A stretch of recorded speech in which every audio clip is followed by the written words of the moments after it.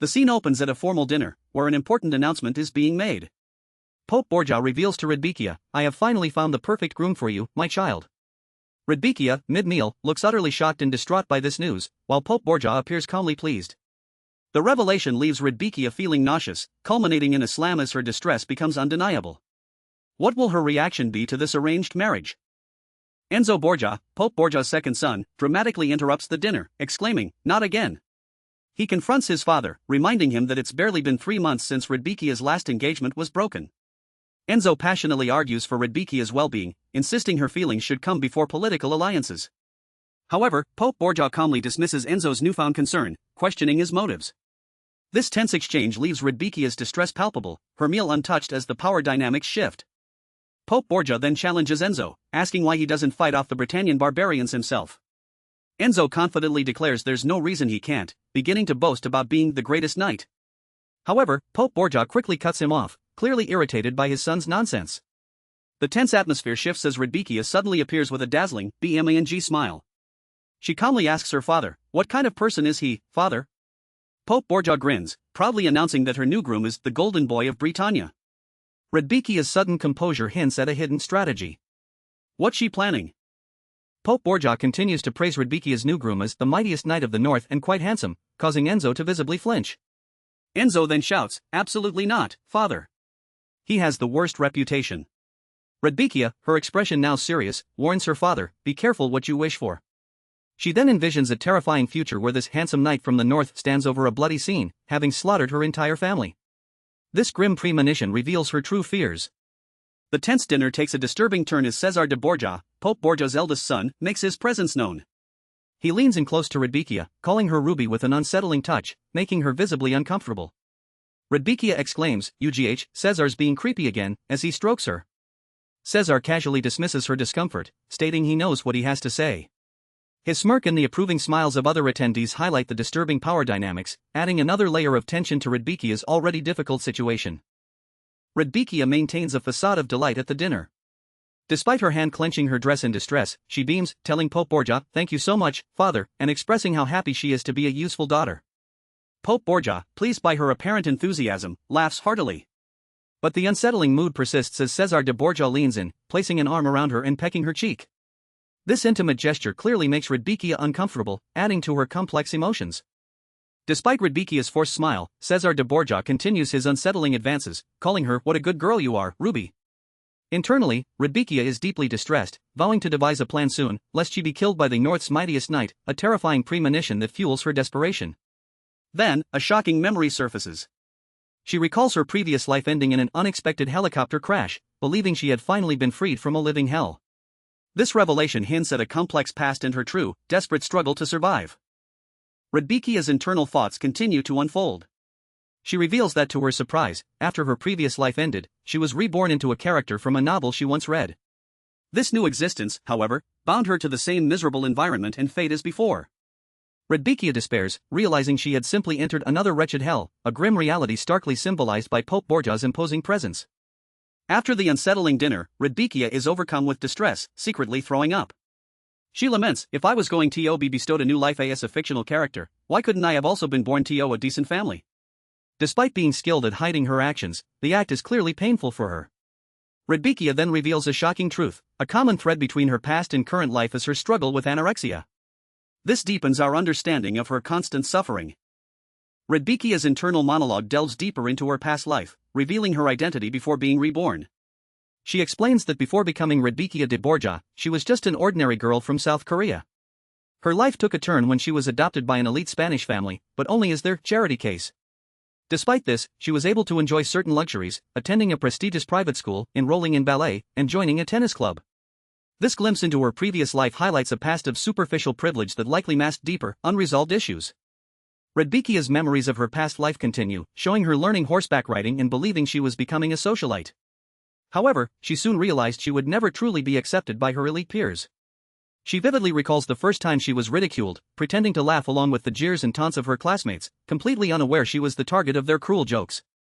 As Rudbeckia grew up, the bullying became more intense, exposing the harsh reality behind her seemingly privileged life. This painful past shaped her. Rudbeckia's memories of her past life continue, revealing that even at home, things weren't much better. Despite her adoptive family appearing perfect externally, she recalls her parents each had their own secret lovers. Her second eldest brother indulged in drugs and promiscuity, exposing the deep dysfunction hidden beneath their elite facade. The only person who ever showed her kindness was her older sister, but tragically, she chose to end her life at just 21 years old. This devastating loss left Rudbeckia even more isolated, revealing the profound loneliness that plagued her past.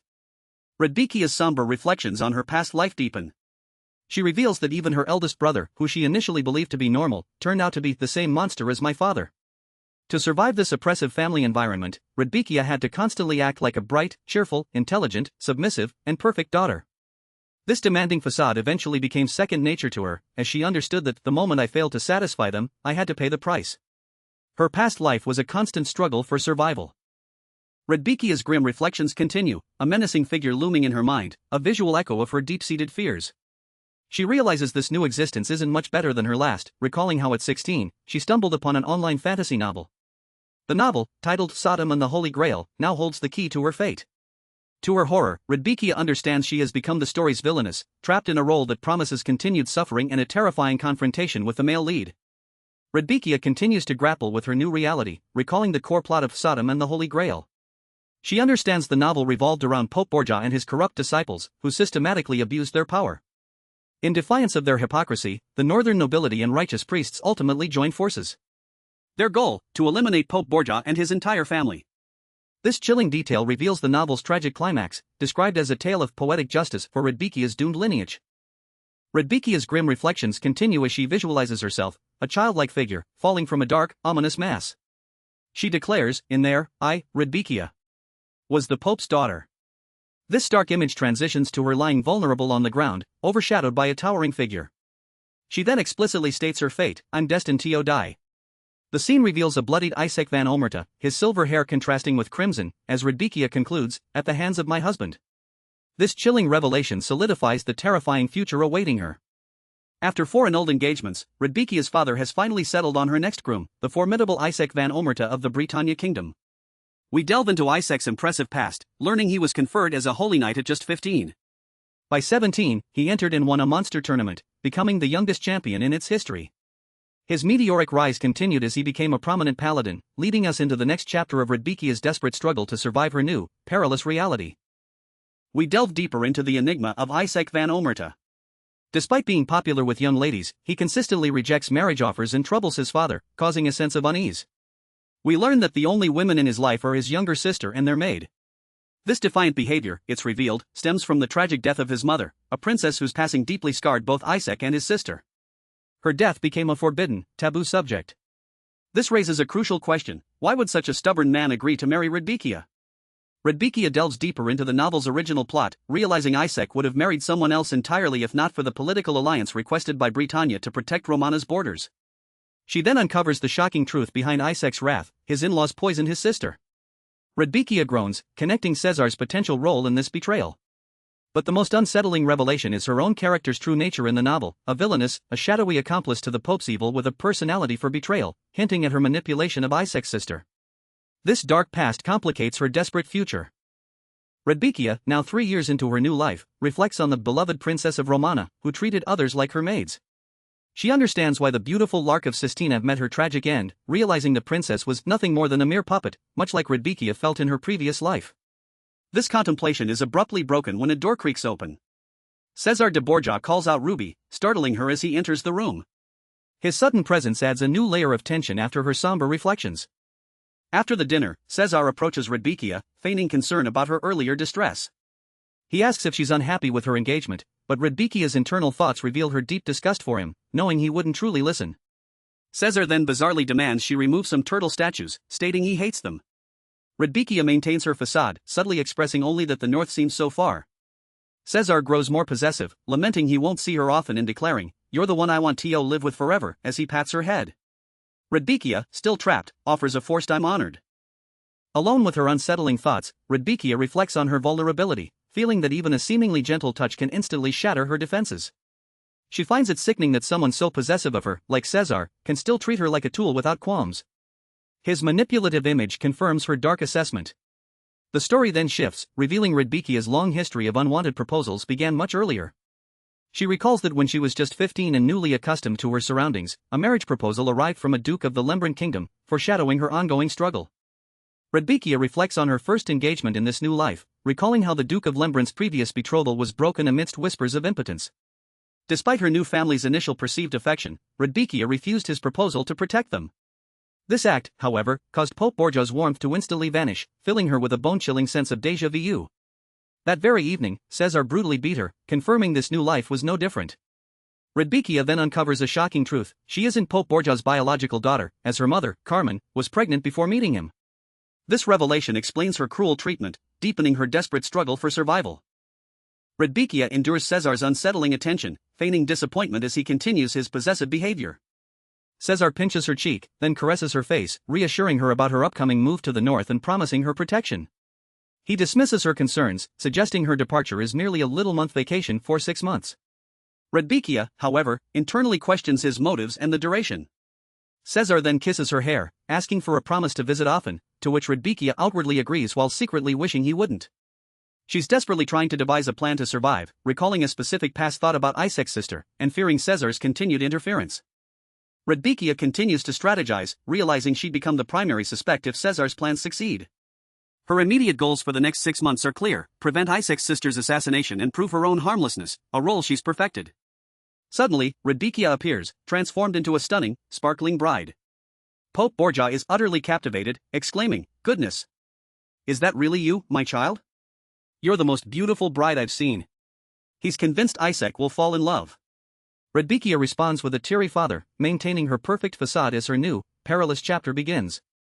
On her departure day, Rudbeckia receives farewells from Pope Borgia, who pats her head and assures her it's not goodbye forever. Yet, Rudbeckia secretly thinks how glad she is to finally leave. Cesar, unable to accompany her, still manages to make his presence felt, warning her about the disdain from other noblemen. Enzo, visibly frustrated by the whole situation, questions why everyone else is so calm. Overcome with concern, Enzo then approaches Rudbeckia and embraces her in a genuine, comforting hug, providing a small solace amidst her unsettling farewells. As Rudbeckia prepares to depart, Enzo offers a comforting embrace, which she internally recognizes as a rare moment of normalcy within her family. He playfully teases, "I won't miss this stupid dummy," before Cesar abruptly interrupts, demanding Enzo let her go. Cesar then approaches Rudbeckia, caressing her face and reminding her of her promise to visit. Rudbeckia secretly vows to forget his words, reflecting on her manipulative abilities and the profound longing for freedom she once held. Now, dressed for her wedding, she braces for the road ahead. Rudbeckia gazes out a window, reflecting on her second life and her ongoing desperate fight to survive. The scene then shifts to a sunny outdoor setting where Isaac van Omerta and his exhausted men are seen panting, clearly at their limits. One soldier remarks they look like they've seen death's door. As they struggle, a blonde knight approaches Isaac, who's resting against a tree, asking if they can pause for a moment. However, Isaac, with a blunt refusal, firmly answers no, pushing them onward. This intense moment concludes the current episode. Isaac van Omerta's blonde knight, visibly angry, confronts him, asking what, and pressing why Isaac won't join them. Isaac sighs, revealing the knight's true feelings: "It's not my fault you have feelings for my sister." This enrages the knight, who calls Isaac a presumptuous bastard. He then reminds Isaac that Rudbeckia, the new pope's daughter, has already arrived at Omerta Castle and expects him to at least join her for a meal. Isaac smirks, noting, "It seems my bride was greeted by other people who had their arms wide open in my place." He then sharply cuts off the knight's excuses, leading to a furious outburst. The blonde knight, still visibly angry, openly expresses his desire to see Rudbeckia in person, asking, "I guess that's so wrong?" Isaac, ever the provocateur, suggests he marry her himself if he's so jealous. This only fuels the knight's rage, leading to an ARGH and a furious retort about Isaac's presumptuousness. Later, Isaac offers a seemingly sarcastic "I'm sorry. I was too harsh" after the knight's huffing. The knight then presses Isaac about his expectations for Rudbeckia, wondering about her personality. However, Isaac dismisses any curiosity with a blunt "not really." Undeterred, the knight finally advises Isaac to prepare for his marital duties, subtly referencing a previous noble's misfortune. Isaac and his blonde knight continue their tense discussion. The knight questions how long Isaac expects their charade to last, while Isaac internally muses about Rudbeckia's past engagements and his own difficult personality. Meanwhile, we see Rudbeckia's arrival at Omerta Castle earlier, where Sir Evanster, Isaac's delegate, greeted her. She surprised everyone with her radiant smile and exquisite beauty throughout the journey, defying her rumored age. However, Sevenster also noted she seemed unstable and surprisingly small to Isaac, who questions this peculiar observation. Isaac, contemplating Rudbeckia's arrival, muses that she's delicate and likely lonely and frightened as a hostage. He then questions his blonde knight's sudden change in demeanor. The knight, boasting of being an honorable knight of the north, struggles to justify his admiration for Rudbeckia after previously wanting to kill her father. Isaac, furious, draws his sword, accusing the knight of betrayal. He violently grabs the terrified man, threatening him with a ripped ear, and wonders what has gotten into his subordinate's head. After Isaac's earlier outburst, his blonde knight, Lorenzo, proposes a shocking plan. He suggests Isaac divorce Rudbeckia and marry his sister instead, asking him to pretend dislike until then. Isaac reacts with confusion, even delivering a light whack to Lorenzo, who then warns Isaac to stay away from his sister.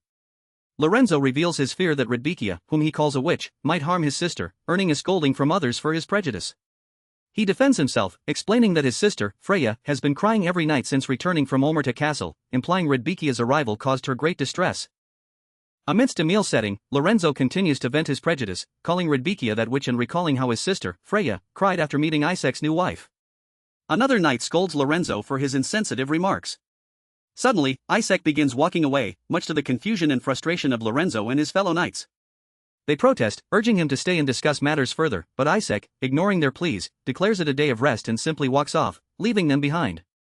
His indifference only fuels Lorenzo's anger. Rudbeckia is now at Omerta Castle, sharing a meal with Isaac's younger sister, Elenia, and her maids. Elenia compassionately asks Rudbeckia if she had a rough journey, mentioning seasickness.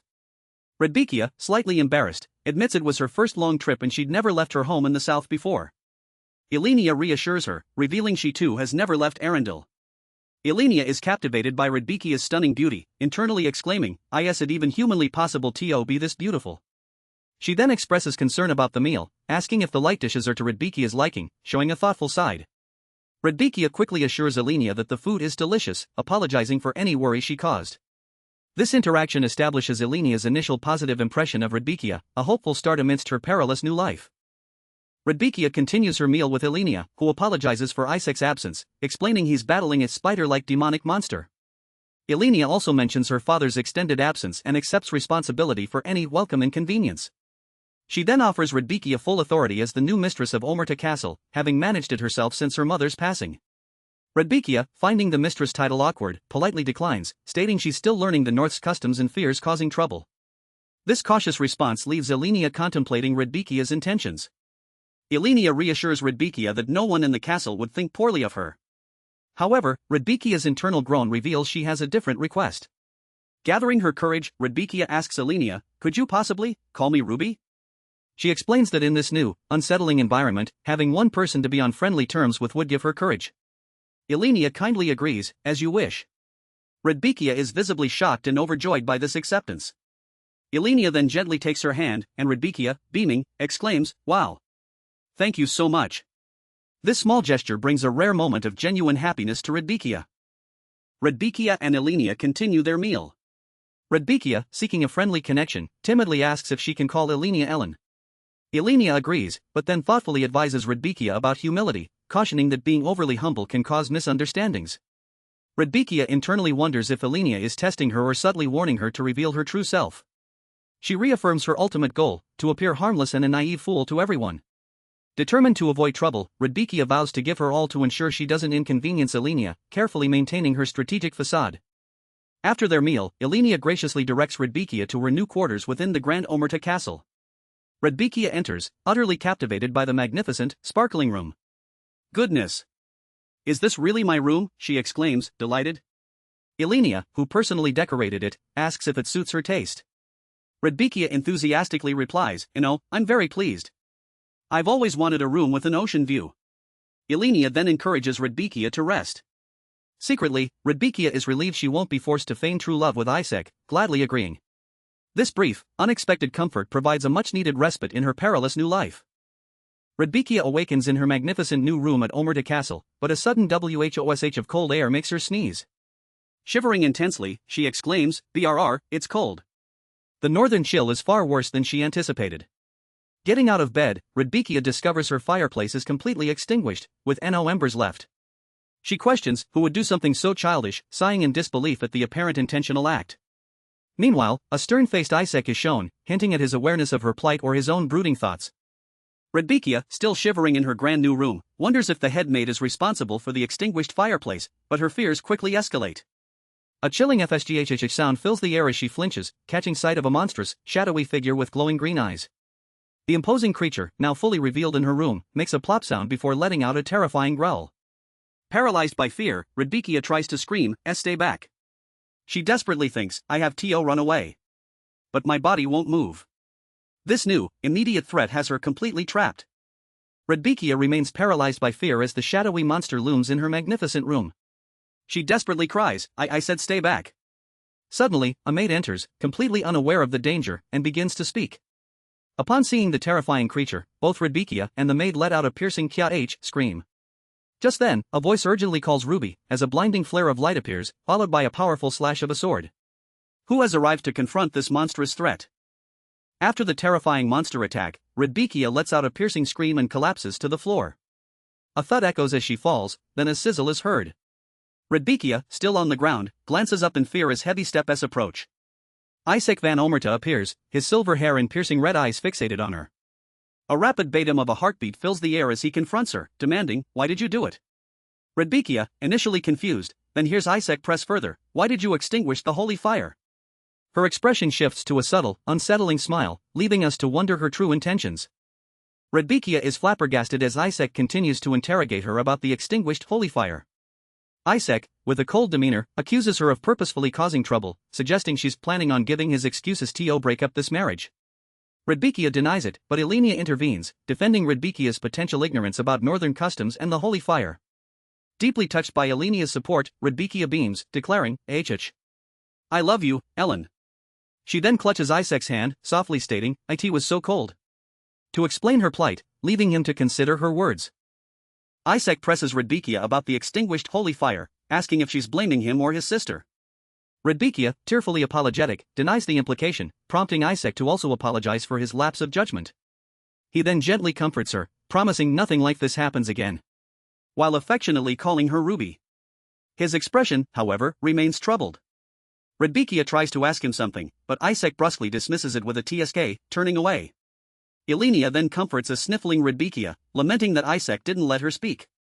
Rudbeckia is still deeply distressed after the recent events, feeling nauseous and wishing her new reality was just a dream. Elenia, however, offers a comforting presence, reassuring Rudbeckia that the cold incident won't happen again and promising to ensure her comfort, subtly implying awareness of foul play. Rudbeckia expresses her gratitude for Elenia's thoughtfulness. Soon after, Elenia informs Rudbeckia about an upcoming e-banquet in 4 days, celebrating the king and queen's wedding anniversary. Rudbeckia, realizing the royal family's role in her marriage, promptly asks Elenia for an introduction to a seamstress, preparing for the formal event. At Omerta Castle, Rudbeckia discusses her wardrobe for the upcoming banquet with Elenia. Rudbeckia expresses concern that her southern clothes won't be suitable for the north, not wanting to stand out. Elenia, understanding, kindly offers to call her personal seamstress, stressing the importance of making a good impression. Rudbeckia internally plans to select tactful, discreet outfits. However, a wave of dread washes over her as she realizes she's already made the worst possible first impression on her husband, Isaac. Gazing out, Rudbeckia acknowledges her long journey ahead in this new life. Rudbeckia ventures into the castle gardens, feeling a mix of nervousness and determination as she carries a basket of flowers. She's here alone to observe Isaac, hoping to gain insight into his personality. Her ultimate goal remains to survive, and she's determined to appear as harmless and naive as possible to everyone. Rudbeckia also considers her safety net, a backup plan to avoid being killed, as she strategizes how to win my husband. A critical memory then surfaces, revealing why Elenia was poisoned. She had been engaged to the Prince of Dorias. Rudbeckia continues to ponder the political landscape, reflecting on the alliances between the Pope and the Prince that made the Borgia family so despised. She understands her family's dysfunction and Enzo's unique compassion for Elenia. Rudbeckia fears that any attempt to warn others about Elenia's assassination would be dismissed, given her own Borgia identity. She knows Pope Borgia's watchful eyes mean she must keep silent to avoid suspicion from her father and Isaac.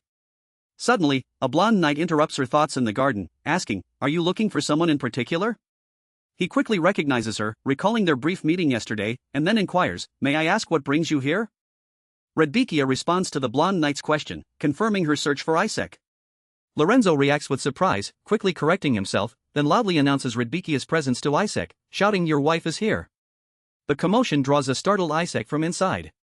Rudbeckia feels flustered under Isaac's intense gaze.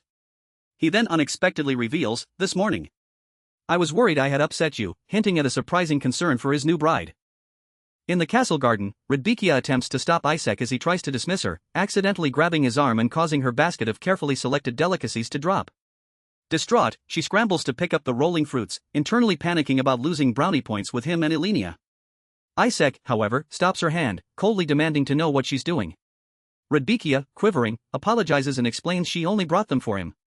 He remains unimpressed, making her openly weep and apologize for causing misunderstandings, secretly noting the effect of her tears. In the castle garden, Rudbeckia tearfully tries to explain her misunderstanding, denying she's trying to break their marriage. Isaac, with a surprising smirk, challenges her, asking, "Who says I hate you?" Rudbeckia, taken aback, confesses she thought he did. He corrects her, stating, "I don't hate you." Realizing her act is working, Rudbeckia beams, asking him repeatedly if he truly means it. But her exaggerated reaction seems to push Isaac away, leaving him visibly frustrated and questioning his own surprising words. In the castle gardens, Rudbeckia tries to placate Isaac after dropping her gifts, her tears seemingly working as he admits, "I don't hate you." She's thrilled, but her exaggerated reaction makes Isaac visibly frustrated. Meanwhile, Rudbeckia realizes her family's political machinations and Enzo's compassion for Ilenia are key. She worries her Borgia identity will prevent her from warning anyone about Ilenia's danger. Lorenzo interrupts, asking if she's looking for Isaac, then loudly announces her presence, drawing him out. In the castle gardens, Rudbeckia's attempt to placate Isaac backfires. Her tears make him admit, "I don't hate you," but her exaggerated joy frustrates him. Meanwhile, she worries her Borgia identity will prevent her from warning anyone about Ilenia's danger. Lorenzo interrupts, announcing Rudbeckia's presence to Isaac, who then reveals, "This morning. I was worried I had upset you," hinting at a surprising concern. In the castle gardens, Rudbeckia's tears seem to work on Isaac as he admits, "I don't hate you." Her exaggerated joy, however, frustrates him. Lorenzo interrupts, announcing her presence, and Isaac reveals he was worried he'd upset her. Later, Rudbeckia, dressed in a stunning gown, is met with whistles and applause at an event, but Isaac remains distant, and she's left wondering if he'll let her go. It's the day of the royal banquet, and Rudbeckia is stunningly dressed, ready to make a good impression. She's relieved that Enzo isn't here to cause trouble. As she enters, Isaac is introduced to Freya Van Furiana, a lady with an unsettlingly friendly demeanor who winks at Rudbeckia. Rudbeckia feels a strange sense of familiarity with Freya, and a hint of unease. At the royal banquet, Rudbeckia is introduced to Freya Van Furiana, who claims to be a childhood friend and offers a disarming wink. Rudbeckia feels an unsettling familiarity with Freya. Meanwhile, Ilenia is questioned by her brother, who seems concerned about Rudbeckia's presence. Rudbeckia also learns Isaac won't be joining them, leaving her to face the evening alone. At the Urban Royal Palace, Rudbeckia enters a banquet, her stunning appearance drawing immediate attention. She's introduced to Freya Van Furiana, a woman who claims to be a childhood friend and offers a disarming wink. Rudbeckia feels an unsettling familiarity with her. Meanwhile, Ilenia is questioned by Isaac, who seems concerned about Rudbeckia's presence. Rudbeckia learns Isaac won't be joining them, leaving her to navigate the evening alone. At the Urban Royal Palace, Rudbeckia navigates the grand banquet, her striking appearance drawing murmurs. Ilenia, concerned, is questioned by Isaac about Rudbeckia's presence. Rudbeckia learns Isaac won't join them, leaving her to face the evening alone. She then encounters Freya Van Furiana, a seemingly friendly childhood acquaintance whose wink unnerves Rudbeckia, stirring a sense of unsettling familiarity. Later, Rudbeckia overhears a conversation suggesting Cardinal Valerius might be visiting Arundel, while Ilenia expresses her surprise at Isaac's seemingly cold demeanor. At the royal banquet, Rudbeckia acknowledges she's an unwelcome bride, aware of Isaac's indifference. Meanwhile, Isaac, seemingly resigned to humiliation, contemplates his situation. Later, Rudbeckia boldly declares she'll be the only one modified here, regardless of what she does. This leads to a confrontation where Isaac, now awake and determined, decides to embrace challenges, hinting at a shift in his approach to Rudbeckia.